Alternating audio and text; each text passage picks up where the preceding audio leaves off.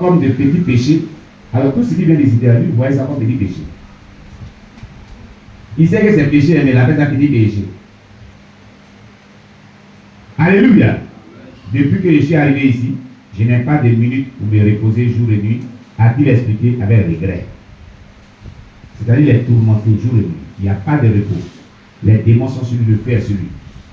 Avant que je puisse dire un mot de nouveau, une autre éruption grondante a émergé du fond de l'enfer et la vallée a de nouveau été remuée.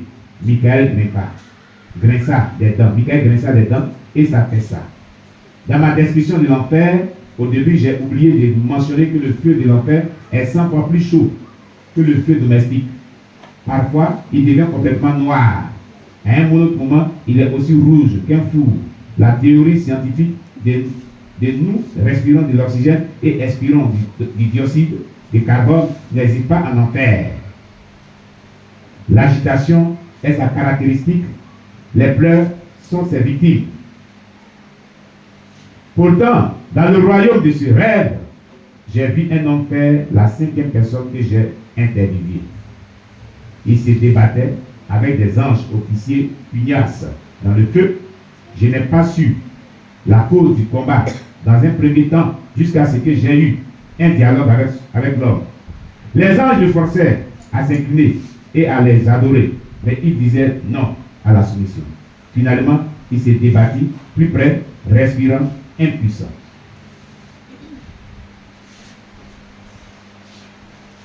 Vous êtes un homme Yoruba? J'ai demandé. Qui êtes-vous? Quelle est votre mission à côté de ce horrible endroit?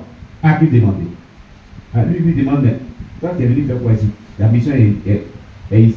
Ta mission c'est pourquoi ici? Il y a un autre dans toi tu es venu faire quoi ici à la mission? Lui il a souffert dans le feu et il demande à l'aide. Quelle est ta mission dans ce horrible endroit?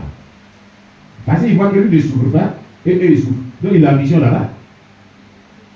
Un ange m'a amené ici, c'est ce qu'il lui a répondu. Mais depuis que je suis entré, je suis triste à cause de l'état pitoyable des gens ici. Surtout quand je vous ai vu de loin être battu avec un fer chaud il y a quelques minutes. Et j'ai répondu. Cet endroit est une terrible colonie. Il est difficile de vivre. Si un homme avait une deuxième chance de vie, toutes ces journées seraient utilisées pour avertir non seulement ses amis, mais son plus grand ennemi d'ici à l'écart pour continuer à pécher. Vous voyez, son plus grand ennemi, c'est de continuer à pécher. Notre plus grand ennemi, c'est de continuer à pécher. Tu comprends? Ton plus grand ennemi, c'est que tu continues à pécher. Ce n'est pas le démon de sorcier qui t'a dit. Ton plus grand ennemi, c'est que toi, tu continues à pécher. Ce que Dieu dit ne pas faire, tu continues à faire. Ça, c'est ton plus grand ennemi. La désobéissance à Dieu, c'est ton plus grand ennemi. Tu comprends aujourd'hui? Ton plus grand ennemi, ce n'est pas le diable. Ce n'est pas les sorciers. C'est ta désobéissance à Dieu, à sa parole, à son esprit, ton entêtement, tes raisonnements, tes argumentations qui ne tiennent pas devant la parole de Dieu. C'est ton plus grand ennemi. Il faut le vaincre. Tu comprends? Il faut le vaincre. Devrait être la distance. Alléluia.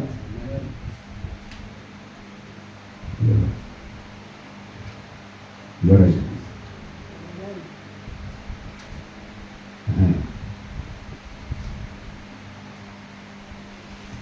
Devrait être la distance du ciel et la terre. Ces anges que vous avez vus se moquaient de ma religion.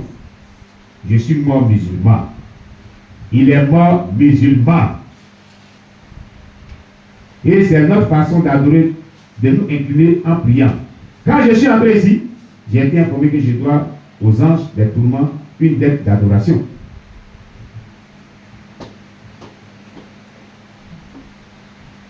Quand il est rentré en enfer, on dit qu'il y a une dette d'adoration que tu dois payer. Il dit quelle est la dette?